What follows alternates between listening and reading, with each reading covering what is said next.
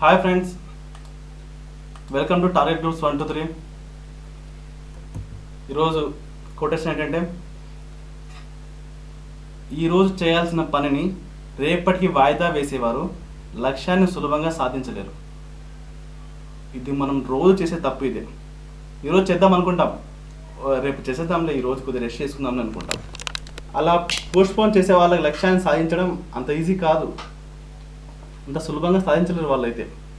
So ఏ రోజు పని ఆ రోజు చేసుకుంటూ వెళ్ళండి. ఏ రోజు వర్క్ ఆ రోజు కంప్లీట్ చేస్తేనే మీరు నెక్స్ట్ డేకి ఇన్కంప్లీట్గా ఫ్రీ మైండ్తో ముందుకు వెళ్తారు. అదే ఒక మనకు ఉత్సాహం అనమాట. అది ఈ రోజు వరకే మనం చేయలేకపోతే రేపు వరకే ఎలా చేస్తాం, మనం రేపుడే పెండింగ్ పెడతాం.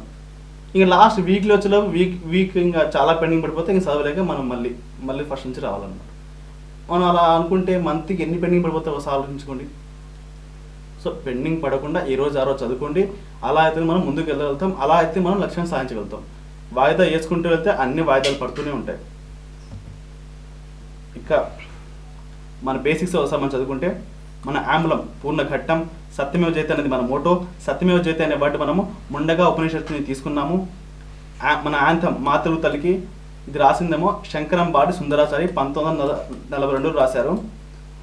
మన స్టేట్ని టచ్ చేసే స్టేట్స్ ఏంటంటే ఒడిశా, తెలంగాణ, కర్ణాటక, తమిళనాడు. ఈ 4 స్టేట్స్ మాత్రమే టచ్ అవుతాయి. మన ఫేమస్ ప్లేస్ ఒకసారి చూసుకుంటే కోదండ రామస్వామి టెంపుల్ ఒంటిమిట్ట కడప డిస్టిక్లో ఉంది. నంది లేపాక్షి అనంతపురము. తిరుపతిలో శ్రీ వెంకటేశ్వర స్వామి టెంపుల్ ఉంది. ధ్యానబుద్ధ స్టాట్యూ అమరావతిలో ఉంది. సింహాచలం టెంపుల్ విశాఖపట్నంలో ఉంది. అలాగే మనం చూసుకుంటే పాపికొండలు భద్రాచలంలో ఉన్నాయి. అలాగే అరకు వ్యాలీ విశాఖపట్నం. మన ఎగ్జిక్యూటివ్ క్యాపిటల్ విశాఖపట్నం, తూర్పు తీరేఖ ఉన్నది. ఇంకా మన ఫార్మేషన్ డే 1956 నవంబర్ 1. మన ఎగ్జిక్యూటివ్ క్యాపిటల్ విశాఖపట్నం. మన లెజిస్లేటివ్ క్యాపిటల్ అమరావతి. మన జ్యుడిషియల్ క్యాపిటల్ కర్నూలు. ఇవన్నీ బేసిక్స్. అండ్ ఈ కరెంట్లో ఉన్న న్యూస్లో ఉన్నవన్నీ మనం బేసిక్స్ గుర్తుపట్టుకోలేకపోతే మనం ఈ చిన్న బిట్స్ చేయలేం. చిన్న బిట్స్ కానీ మనం అన్ని తప్పులు పోతుంటాయి. ఇవన్నీ మనం కరెక్ట్ చేసుకోవాలా. మన లార్జెస్ట్ సిటీ విశాఖపట్నం. మన గవర్నర్ గారు బిషప్ సత్యచంద్ర గారు. మన చీఫ్ మినిస్టర్ వైఎస్ఆర్సీపీ అధ్యక్షుడు వైఎస్ జగన్మోహన్ రెడ్డి గారు. అండ్ మన ఎంబలం పూర్ణఘట్టం మాతృ తల్లికి సాంగ్ మనది.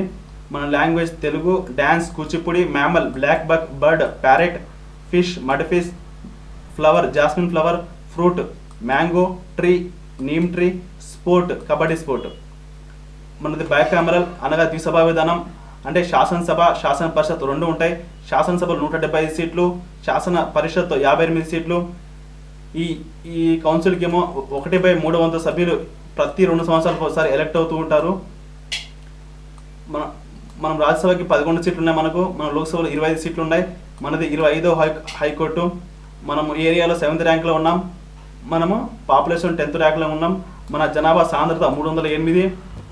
మనము అదే యూటీస్ మరియు స్టేట్స్ 2 కలుపుకుంటే మనం 8వ స్థానంలో ఉన్నాము. అదే ఓన్లీ స్టేట్స్ పరంగా మనది ఏరియా పరంగా ఎన్నో ర్యాంక్ అంటే 7th ర్యాంక్ అని చెప్పాలి. అదే యూటీసీ స్టేట్స్ 2 కలుపుకుంటే ఎన్నో ర్యాంక్ అంటే 7th ర్యాంక్. 2 కలుపుకుంటే 8th ర్యాంకు, ఓన్లీ స్టేట్స్ అంటే 7th ర్యాంకు. ఓకే, ఈరోజు మన topic peasant and tribal movement part 2. నిన్న చాలా మంచి టాపిక్ అది. దాంట్లో నుంచి ఇంకా క్వశ్చన్ నేను బాగున్నాయి, ఇది చెప్పాలనుకుని ఇంకా నేను దీంట్లో నుంచి నేను కలిపాను కొన్ని బిట్స్. అండ్ పీజెంట్ అసోసియేషన్ అంటే రైతు సంఘాలు ఏమేమి ఏర్పడ్డాయి, ఏమేమి ఉన్నాయని, కులోద్యమాలు, ఇవన్నీ కలిపి ఒక వీడియో చేశాను. సో ఈరోజు కొద్దిగా క్వశ్చన్లు ఎక్కువనే ఉంటాయి. సో ఏంటంటే నేను ఏది మిస్ కాకూడదు, ఒక మంచి బిట్స్ అన్నీ ఉన్నాయి, అందుకోసం నేను ఇంకా దీన్ని కలిపి ఒక వీడియో చేశాను. సో దీంట్లో ఫోటో అంటే నిన్న చూడని వాళ్ళు అది కూడా నిన్న చూడండి, ఈరోజు చూడండి. 2 మీకు ఒక గ్లిప్సింగ్ అని ఒక చోట మీకు అన్ని ఒక మిక్సింగ్లో కనపడతాయి, బాగుంటాయి అన్నమాట. ఏది మిస్ అవుతుంది బిట్ ఈ పార్ట్స్ సంబంధించి. సో క్వశ్చన్స్లో ఒకసారి వెళ్తే, when and where was the all India Kisan Sabha formed? అఖిల భారత కిసాన్ సభ ఎప్పుడు మరియు ఎక్కడ ఏర్పడింది? ఎప్పుడు మరియు ఎక్కడ? Basic bit. Option A 1938 Bombay, 1942 Kanpur, 1938 Calcutta, 1936 Lucknow. Answer తెలిసిన వాళ్ళు కమెంట్ చేయండి, మీకు ప్రాక్టీస్ అవుతుంది. సో ఎగ్జామ్లో ఫీల్ అవ్వండి. సో మనం ఎక్స్ప్లెనేషన్లో వెళ్తే, ఆల్ ఇండియా కిసాన్ సభ అనేది లక్నోలో ఏర్పాటు చేశారు. ఎప్పుడు 1936 నవంబర్ 1న ఏర్పాటు చేశారు. ఇవన్నీ బేసిక్ బిట్స్ అనమాట. ఇవన్నీ కలిపి మీకు ఒక లైన్గా వచ్చేసి ఏది తప్పు ఏది రాంగ్, ఆల్ ఇండియా కిసాన్ సభకు సంబంధించి ఏది తప్పు అని అడుగుతాడు అనమాట. సో దానికి సంబంధించి ఏంటంటే నేను మీకు బ్యాక్గ్రౌండ్ మొత్తం ఇస్తున్నాను, మీకు మొత్తం ఒక క్లారిటీ వస్తుంది. కావాలంటే మీకు ఇంకా చదవాలనుకుంటే వీడియో పాస్ చేసి ఒకసారి చదువుకోండి. తొలి అధ్యక్షుడు స్వామి సహజానంద. ఎన్జి రంగా మొదటి జనరల్ సెక్రటరీ. ఎన్జి రంగా మన ఆంధ్రుడే. తొలి సమావేశం లక్నోలో జరిగింది. రెండవ సమావేశం ఫైజాబాద్లో జరిగింది. రెండవ సమావేశం అధ్యక్షుడు జవహర్లాల్ నెహ్రూ. 1940లో పలాస అంటే శ్రీకాకుళం డిస్టిక్ మన ఆంధ్రలో జరిగింది. అధ్యక్షుడు సహజానంద. అంటే ఏపీలో జరిగిన దాని గురించి ఇండియాలో ఫస్ట్ ఎక్కడ జరిగింది, ఈ రెండు చాలా ఇంపార్టెంట్. సో అందుకోసం నేను చెప్తున్నాను అనమాట.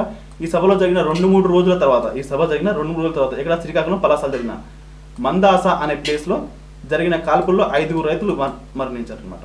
సో ఇవన్నీ టాపిక్స్.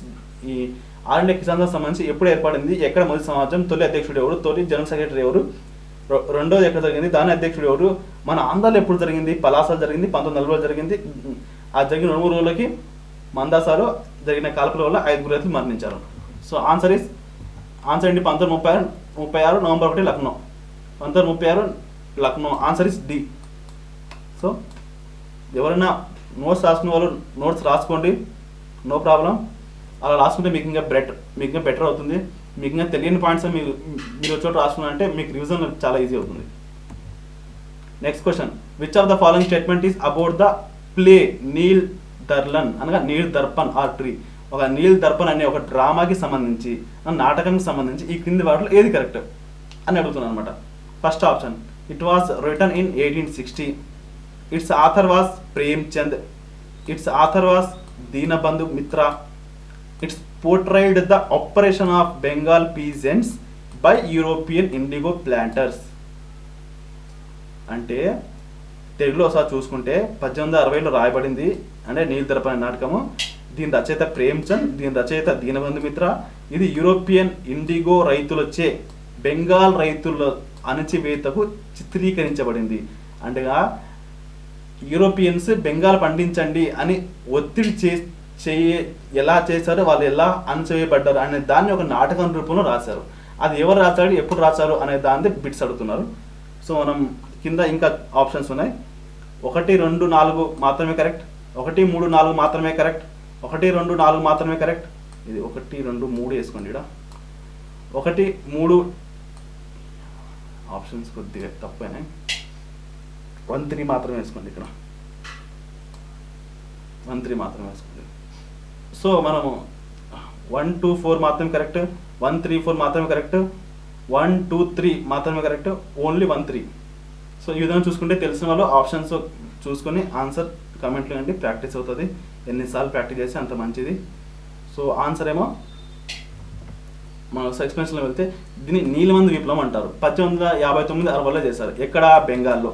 దీని నాయకులు ఎవరు, దిగంబర బిశ్వాస్, విష్ణు బిశ్వాస్. వీరిద్దరు సోదరులు. ఉద్యమాలు నడపగా కలకత్తాలోని మేధావులు సపోర్ట్ చేశారు. ఈ ఉద్యమానికి కలకత్తాలోని మేధావులు సపోర్ట్ చేశారు. దీనబంధు మిత్ర అనే అతను నీల్ దర్పణ్ అని నాటిక రాశారు. అది ఏ భాషలో, బెంగాలీ భాష. ఇది కూడా పెట్టి ఏ భాషలో రాశారు, బెంగాలీ భాషలో నీల్ దర్పణ్. ఎవరు రాశారు, దీనబంధు మిత్ర అని రాశారు. హరిశ్చంద్ర ముఖర్జీ అనే హిందూ ప్యాట్రియట్ అనే ఒక పత్రిక సంపాదకుడు, ఆయన కూడా ఈ ఉద్యమం గురించి రాస్తున్నమాట. సో 1860లో బలవంతంగా నీలిమందు పండించడం బెంగాల్ గవర్నమెంట్ నిషేధించింది. సో బలవంతంగా ఏం పండించాల్సిన అవసరం లేదు, మీ ఇష్టం ఉంటే పండించండి, లేకపోతే లేదని పర్మిషన్ ఇచ్చింది. వీళ్ళు ఇంత చేస్తే అనమాట. So answer is, so Premchand రాయలేదు, ఇది తప్పు. సో రాసింది దీనబంధు మిత్ర, 1860లో రాశారు. So correct. 1, 3, 4 correct. Answer is B. Answer is B. Who president over the first session of all India Kisan Sabha. మొదటి కిసాన్ సభ అధ్యక్షతని వహించింది ఎవరు? మనం ఇప్పుడే నేను డిస్కస్ చేశాను, గుర్తున్న వాళ్ళు ఆన్సర్లు పెట్టండి. First options Swami Sahajananda, NG Ranga, Indulal Yagnik, PC Joshi. మనం ఒకసారి ఎక్స్ప్లెనేషన్లో వెళ్తే ఆల్ ఇండియా కిసాన్ సభ తొలి అధ్యక్షుడు సహజానంద. 1936-41లో దీన్ని మొదలుపెట్టారు. మొదటి జనరల్ సెక్రటరీ ఎన్జి రంగా. లక్నోలో మొదటి సమావేశం, రెండో సమావేశం ఫైజాపూర్, దానికి నెహ్రూ అధ్యక్షుడు ఉంచారు. ఆంధ్రప్రదేశ్లో 1940 పలాస జరిగింది, దానికి అధ్యక్షుడు సహజానందనే ఉన్నారు. ఒక 2 రోజుల తర్వాత ఒక 5 రైతులు మరణించారు మందాస అనే ప్లేస్లో. Which of the following tribal rebellion was made famous by Bankim Chandra Chatterjee. Which of the following tribal rebellion was made famous by Bankim Chandra Chatterjee. Bankim Chandra Chatterjee తన యొక్క బుక్ ఆనంద్ మఠ్ నవలలో ఏ రెబెలియన్ గురించి, ఏ ట్రైబల్ రెబెలియన్ గురించి రాశాడు, చెప్పాడు అని అర్థం అనమాట. Sanyasi rebellion, revolt of Ramosis, Kittur rising, Sambalpur outbreak. Okay, తెలిసిన వాళ్ళు ఆన్సర్ చేయండి. మనం ఎక్స్ప్లెనేషన్లో వెళ్తే సన్యాసి రెబలియన్. సన్యాసి రెబలియన్ ఎందుకంటే సన్యాసుల మీద కూడా బ్రిటిష్ వాళ్ళు ట్యాక్స్ చేసేవాళ్ళు. సో దానికి కోపం వచ్చి సన్యాసులు వాళ్ళు కూడా తమ ఉద్యమం చేశారనమాట. ఆ ఉద్యమం దాని గురించి మనం బంకించంద్ర చటర్జీ గారు ఆనంద్ మఠ్లో నవలలో రాశారనమాట. సో మనం ఇంకా మన ఆనంద్ మఠ్ గురించి మాట్లాడితే వందే మాతరం అనే మనం పాడుతాం కదా, ఈ గీతము బంకించంద్ర చటర్జీ రాసినటువంటి ఆనంద్ మఠ్ అనే నవల నుంచి మనం తీసుకున్నాం అనమాట. దీన్ని ఫస్ట్ పాడింది రవీంద్రనాథ్ ఠాగూర్ గారు 1896లో. ఈయన ఎప్పుడు రాశారు? 1870లో రాస్తే 1896లో మన రవీంద్రనాథ్ ఠాగూర్ గారు ఫస్ట్ టైం దాన్ని పాడారు అనమాట. సో ఈయన the first 2 verses of the song were adopted as a national song of India in October 1937 by Congress working committee period to the end of the colonial rule in August 1947. Colonial rule ఎండ్ అయ్యేదాకా 1937 October నుంచి Congress working committee వాళ్ళ ఒక national song లాగా adapt చేశారనమాట. రాసింది ఎవరు? బంకించంద్ర చటర్జీ. ఏ book రాశారు? ఆనంద్ మఠ్ అనే నవల. దాంట్లో నుంచి వందే మాతరం తీసుకున్నారు. ఆ వందే మాతరం 1937 అక్టోబర్లో కాంగ్రెస్ వర్కింగ్ కమిటీ తమ యొక్క నేషనల్ సాంగ్గా తీసుకుందనమాట. ఎప్పటిదాకా? కలోనియల్ రూల్ ఎండ్ అయ్యేదాకా. దాని తర్వాత కూడా 1950 జనవరి 24న మన నేషనల్ సాంగ్గా కూడా మనం పెట్టుకున్నాం వందే మాతరంని. ఇవన్నీ బేసిక్ బిట్స్ అనమాట.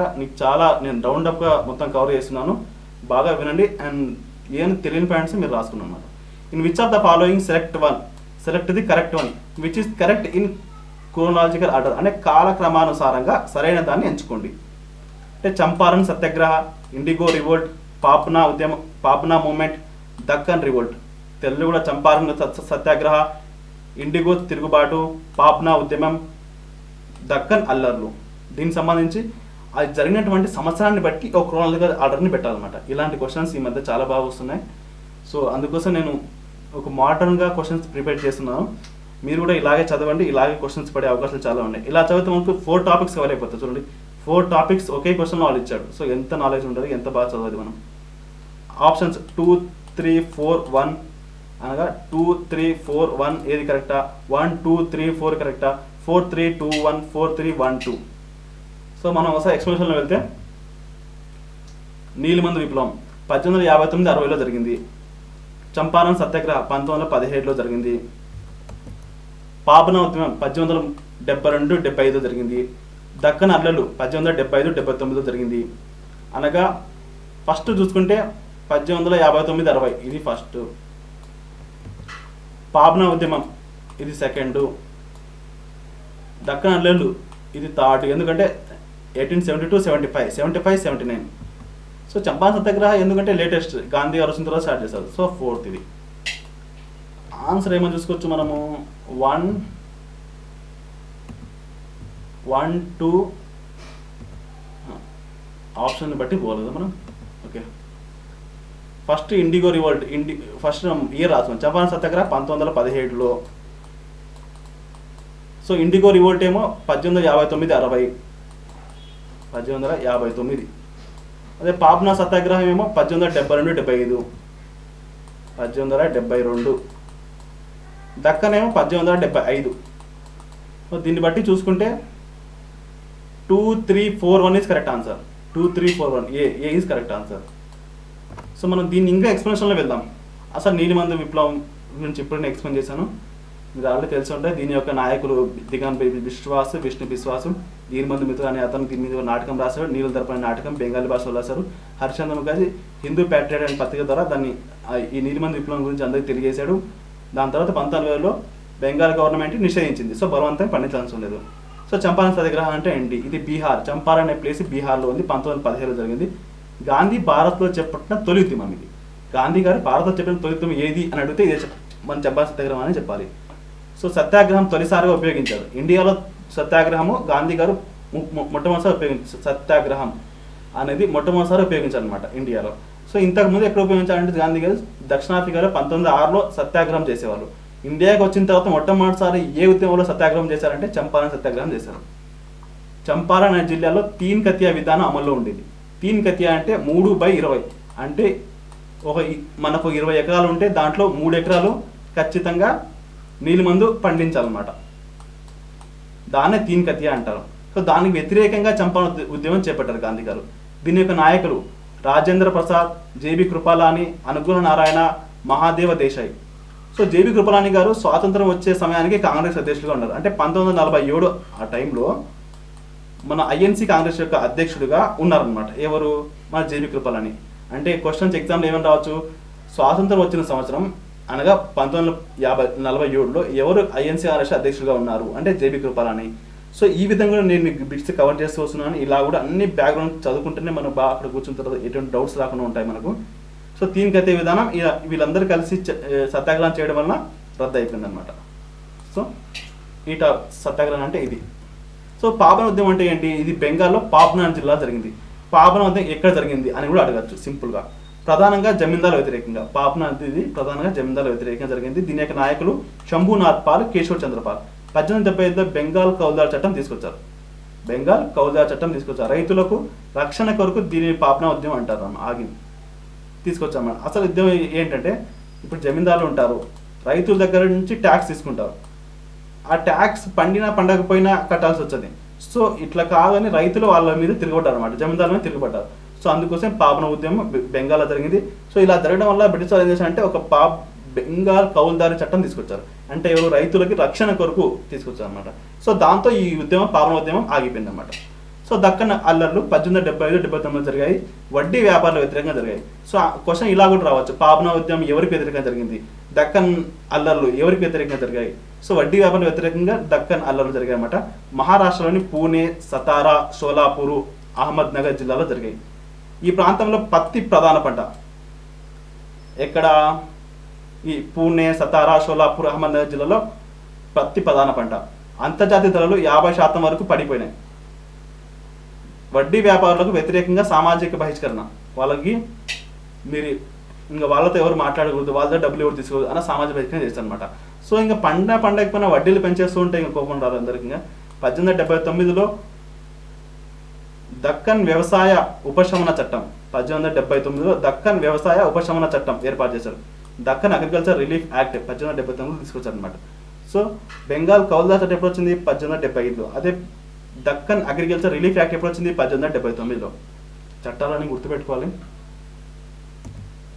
In which of the following select the correct one which is a correct chronological order. ఈ కింది వాటిలో సరైన కాలక్రమానుసారం అదే జరిగిన దాన్ని బట్టి సరైన దాన్ని ఎంచుకోండి. మొప్పల్లె మూమెంట్, ఖేడా సత్యాగ్రహ, బార్దోలి సత్యాగ్రహ, చంపారన్ సత్యాగ్రహ. 1 2 3 4 4 3 2 1 4 2 1 3 1 3 2 4. సో ఏది కరెక్టో మీకు తెలిసిన దాన్ని బట్టి మీరు చేసుకుంటారండి. మొప్పుల సత్యాగ్రహం నుంచి మనం ఒకసారి మాట్లాడుకుంటే 1921లో జరిగింది. చంపారన్ సత్యాగ్రహ 1917లో జరిగింది. ఖేడా సత్యాగ్రహ 1918లో జరిగింది. బార్దోలి సత్యాగ్రహ 1928లో జరిగింది.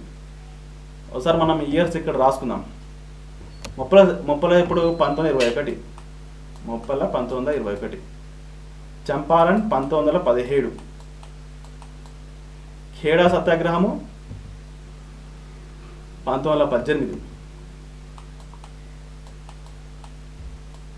బార్దోలి సత్యాగ్రహం 1928. సో దీన్ని బట్టి మనం చూసుకుంటే ఇయర్ని చూసుకుంటే మనం ఒకసారి చంపారన్ సత్యాగ్రహ 1, ఖేడా సత్యాగ్రహ 2, 3 మొప్పల్లె ఇది 4. అలా అనుకుంటే మనము 4 2 1 3 4 2 1 3 3 ఈజ్ కరెక్ట్ ఆన్సర్.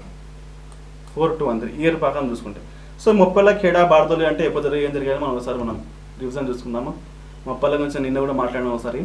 మొప్పల్ల 1921 కేరళలో జరిగింది.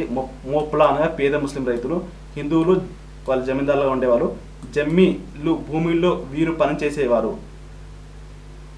జమీందారులకు వ్యతిరేకంగా 2 దశలు జరిగింది. ఇది కాంగ్రెస్ పార్టీ నాయకులు తొలి దశ వాళ్ళు ఎవరంటే గోపాల్ మీనన్, మహాదేవ నాయర్, యాకూబ్ ఖాన్. వీళ్ళంతా కాంగ్రెస్ నాయకులు.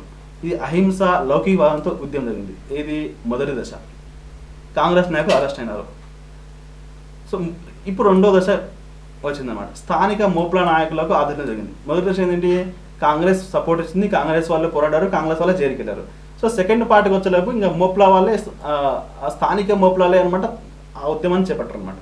ఇది అప్పటిదా ఉద్రిక్తల్లో ఉన్న వాళ్ళంతా ఒక్కసారిగా కోపస్తులు అయిపోయారు అనమాట. సో దాంతో అక్కడ ఉండే వాళ్ళు పేద ముస్లిం రైతులంతా ఒక ఎత్తు అయిపోయారు. కున్ మహమ్మద్ హాజీ, అలీ ముస్లియార్, కలా పింగలి మహమ్మద్ తంగల్, వీళ్ళంతా హింసాగత మత ఘర్షణ స్టార్ట్ అయిపోయాయి అనమాట. వీళ్ళ మధ్య జమ్మీల ఇండ్లు, దేవాలయాలు ధ్వంసం చేయబడ్డాయి. బ్రిటిష్ వారు దీన్ని అణిచివేయడానికి ప్రయత్నిస్తే వారిపై ఉద్యమం జరిగిందనమాట. దాదాపు 10,000 మంది మోప్లాలు చంపేశారు బ్రిటిష్ వాళ్ళు. ఇది మోప్లా ఉద్యమం తిరుగుబాటు సంబంధించి. అదే చంపారన్ సత్యాగ్రహం ఇప్పుడే మాట్లాడుకున్నాం. గాంధీ గారి తొలి ఉద్యమం ఇది. గాంధీ గారి తొలి సత్యాగ్రహం ఇండియాలో చేశారు. ఇంతకుముందు సత్యాగ్రహం వాళ్ళు దక్షిణాఫ్రికా 1906లో చేశారు. చంపారన్ అనే ఒక జిల్లాలో, అంటే బీహార్లో చంపారన్ జిల్లా 3 కత్తే విధానం, అంటే 3/20 వంతు భూముల్లో నీలిమందు విప్లవం పండించాలి. అదే చంపారన్ సత్యాగ్రహ వ్యతిరేకంగా చేశారనమాట. దీనికి నాయకులు రాజేంద్ర ప్రసాద్, జెబి కృపలాని, అనుగ్రహ నారాయణ, మహాదేవ్ దేశాయ్ వీళ్ళందరూ కలిసి ఉద్యమం చేయడం వల్ల 3 కత్తే విధానం రద్దయింది. ఖేడా ఉద్యమం 1918 జరిగింది. గాంధీ గారి యొక్క రెండవ ఉద్యమం ఇది. ఖేడా ఉద్యమం గాంధీ గారి యొక్క రెండవది. ఇది 1917లో జరిగింది, ఇది 1918లో జరిగింది. సో నెక్స్ట్ ఇయర్ జరిగింది. చంపారన్ జరిగింది, నెక్స్ట్ ఇయర్ ఖేడా కూడా జరిగింది. సో గాంధీ యొక్క రెండవ ఉద్యమం ఇది. దీని యొక్క సహాయకులు ఎవరంటే సర్దార్ వల్లభాయ్ పటేల్, ఇందులాల్ జ్ఞాగ్ని. ఉద్యమాన్ని నడపడానికి గుజరాత్ సభ ఏర్పాటు, గాంధీ అధ్యక్షత. ఈ ఉద్యమం నడపడానికి గుజరాత్ సభ ఏర్పాటు చేశారు గాంధీ అధ్యక్షతన. తీవ్ర కరువు, భూమి శిస్తు వసూలుకు వ్యతిరేకంగా. తీవ్ర కరువు వచ్చేసింది, ఇంకా భూమి శిస్తు వసూలు చేయకండి అని దాని మీద వ్యతిరేకంగా ఈ ఉద్యమం చేయబడింది.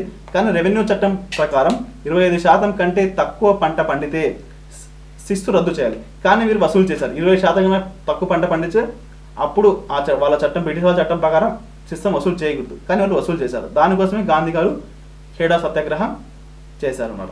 సో ఈ సత్యాగ్రహం వల్ల గాంధీ యొక్క రెండవ విజయం కూడా సక్సెస్ అయింది. సో ఇలా 2 విజయాలు సక్సెస్ కావడంతో దేశం మొత్తం గాంధీ గారి పేరు బాగా వినిపించింది. సో బారదూర్ సత్యాగ్రహం 1928లో జరిగింది. ఇదేమో ఈ ఉద్యమం తర్వాత గాంధీ గారు వల్లభాయ్ పటేల్ గారి సర్దార్ అని బిరుదు ఇచ్చారు. కొన్ని బుక్కులేమో అక్కడ ఉండే మహిళలు సర్దార్ని పిలిచారని రాసి పెట్టారు. సో ఏదైనా కానీ భూమి శిస్తు యొక్క ఒక్కసారి 22% పెంచడం జరిగింది. సో ఈ యుద్ధం చేయడం వల్ల ఆ భూమి శిస్తు 22% తగ్గించారు. Next question, which are the following movement one God, one religion, one caste having the theme? ఏ ఉద్యమాల్లో ఒకే దేవుడు, ఒకే మతం, ఒకే కులం అనే థీమ్ కలిగి ఉంది? Ezhava movement, Justice movement, Nair movement, none of the above. మనం ఒకసారి ఎక్స్ప్లెనేషన్లో వెళ్తే కేరళలో ఎజావా మూమెంట్ జరిగింది. దీన్ని ఈడవ మూమెంట్ కూడా అంటారు. ఇది ఒక ప్రస్తుత దళిత కులం ఈడవ అన్నమాట, వాళ్ళు చేశారనమాట. కేరళలోని అరబిపురం నుంచి ప్రారంభమైంది. దీనికి వేరే వేరే పేర్లు ఉంటాయి. ఎజావా అని పిలుస్తారు, ఈడవా అని పిలుస్తారు, ఎచ్చివా అని పిలుస్తారు, అరబిపురం విప్లవం అని కూడా ఉద్యమం కూడా పిలుస్తారు. ఎగ్జామ్ వల్ల ఏదైనా పేరు తీసుకోవచ్చు, కన్ఫ్యూజ్ అవ్వకూడదు. దీని యొక్క నాయకుడు నారాయణ గురు. శ్రీ నారాయణ ధర్మ పరిపాలనా యోగం అనే సంస్థ ఈయన స్థాపించారు. ఇది ఇట్లా కూడా అడుగుతాడు, శ్రీ నారాయణ ధర్మ పరిపాలనా యోగం అనే సంస్థ ఎవరు ఏర్పరిచారు అంటే నారాయణ గురు. వీళ్ళ నినాదం ఏంటి? ఒకే దైవం, ఒకే మతం, ఒకే కులం. కాంగ్రెస్ పార్టీ ఈడవ ఉద్యమంకు మద్దతు ఇచ్చింది. 1924-25లో కాంగ్రెస్ నాయకులు మైకోలా సత్యాగ్రహ ఉద్యమం ప్రారంభించారు. ఎవరు ప్రారంభించారు మైకోలా సత్యాగ్రహ ఉద్యమం? కాంగ్రెస్ వాళ్ళు. దీని యొక్క నాయకులు టీకే మాధవన్, కె కెలప్పను, సిఎఫ్ ఆండ్రూస్. సిఎఫ్ ఆండ్రూస్కి గాంధీ గారు దీనబంధు అనే బిరుదు ఇచ్చారనమాట. దీనబంధు అనే బిరుదు ఇచ్చారు. దేశబంధు అనే బిరుదు ఒకరికి ఉంది, అది ఎవరికో మీరు కామెంట్ చేయండి. దీని యొక్క లక్ష్యం ఏంటంటే ఈడవలకు దేవాలయ ప్రవేశం కల్పించడం, దేవాలయ వాళ్ళకి ప్రవేశం కల్పించడం అనమాట. అయ్యప్పన్ నాయకత్వంలో అంటే కమ్యూనిస్ట్ లక్ష్యాలను మార్చింది. అయ్యప్పను ఈ ఎజావా ఉద్యమంలో చేరిన తర్వాత ఆయన దీని యొక్క లక్ష్యాలను మార్చాడు అనమాట. లక్ష్యం ఏమైనా మార్చాడంటే no caste, no God, no religion, అనగా కులం లేదు, దేవుడు లేడు, మతం లేదు అని కొత్త రూల్స్ తీసుకొచ్చారు అనమాట. 1956లో ప్రపంచంలో మొట్టమొదటిసారిగా ప్రజల చేత ఎన్నుకోబడిన ప్రభుత్వం కేరళ. ప్రపంచంలోనే 1956లో ప్రజల చేత ఎన్నుకోబడిన మొట్టమొదటి ప్రభుత్వం కేరళ. చైనా, రష్యా నందు విప్లవం ద్వారా ఏర్పాటు చేశారు ఇక్కడ. సో ఆన్సర్ ఏంటి? Ezhava movement. 1 is correct answer. Justice Party establish in 1917 and which of the following is not a founded member? ఈ క్రింది వాటిలో జస్టిస్ పార్టీ యొక్క ఫౌండెడ్ మెంబర్ అంటే వ్యవస్థాపక సభ్యుడు కాదు ఎవరు?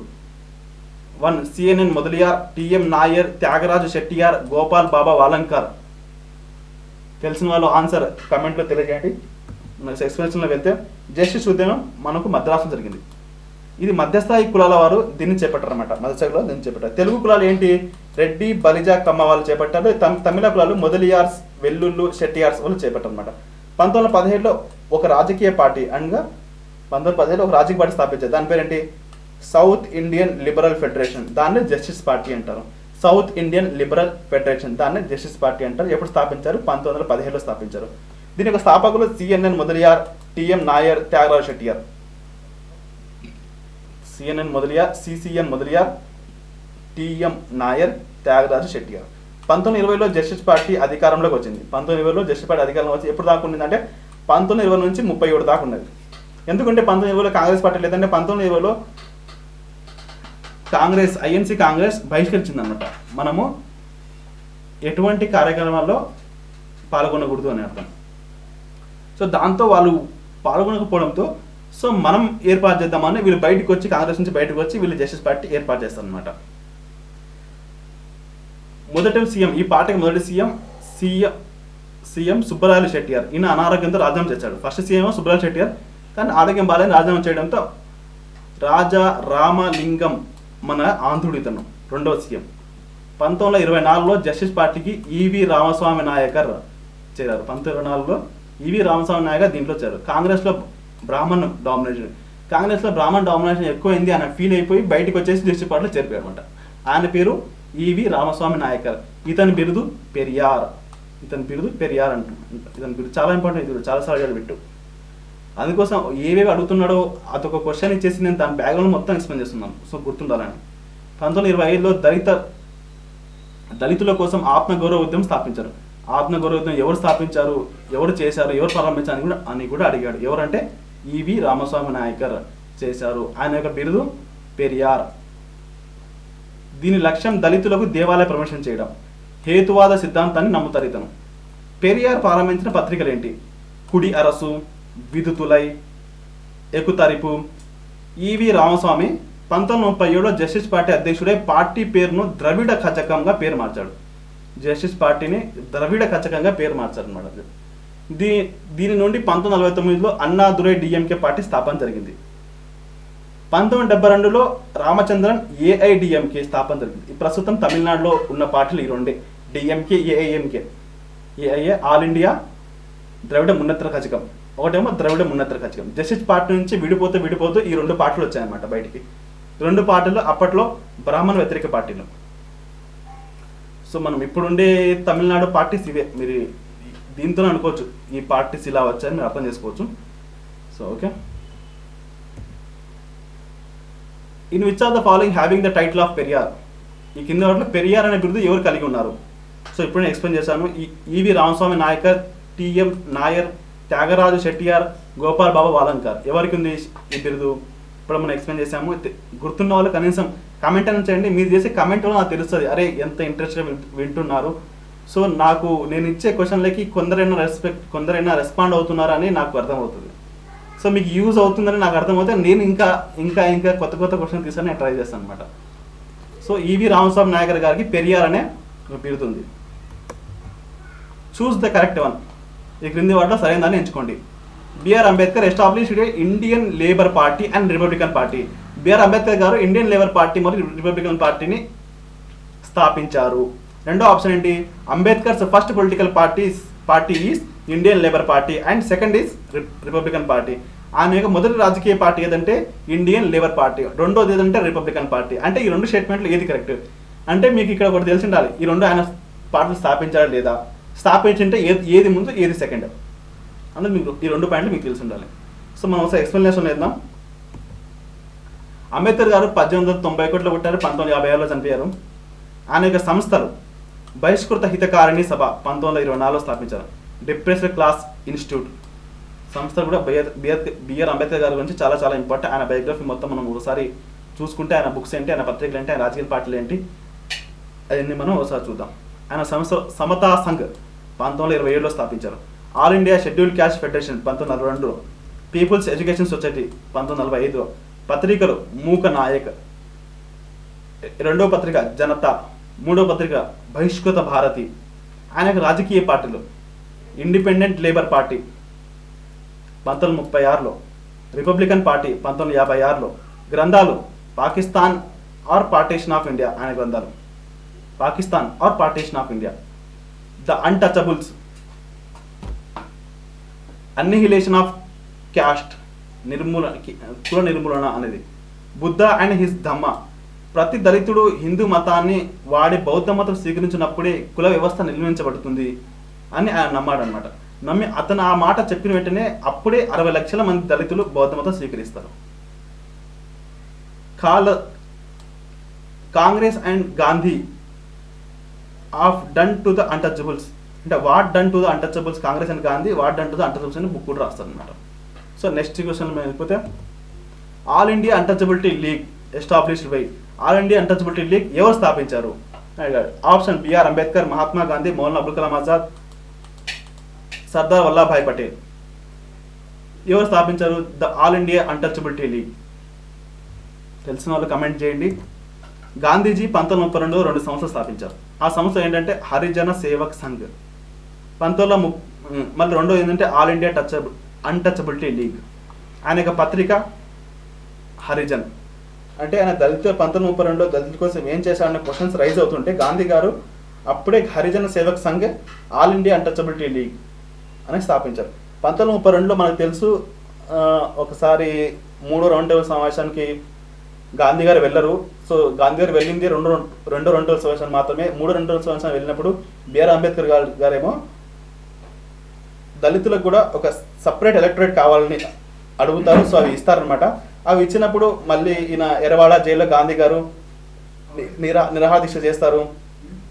సో బయటకు వచ్చిన తర్వాత వాళ్ళకు కూడా మంచి చేయాలి అనే ఆయన సంకల్పంతో గాంధీ గారు ఈ రెండు సంస్థలు స్థాపిస్తారనమాట. ఆయన యొక్క పత్రిక Harijan. Which of the following uprisings rebellions is also known as a Ulgulan? Ulgulan అనగా గ్రేట్ కమోషన్, ఒక కల్లోలం. ఉల్లుఘన్, ఈ కింది వాటిలో ఏ రెబెలియన్ని, ఏ అప్రైజింగ్ని ఉల్లుఘన్ అని పిలుస్తారు? Ramosi uprisings, Munda uprisings or rebellion, Santhal rebellion, Kol uprisings. ఈ కింది వాటిలో ఎవరిని ఉల్గులన్ అని కూడా అంటారు అని క్వశ్చన్. సో తెలిసిన వాళ్ళు ఆన్సర్ పెట్టండి. Answer is B. ముండా రెబెలియన్ని, ముండా అప్రైజింగ్ని ఉల్లుఘన్ అని కూడా అంటారు అనమాట. So thank you.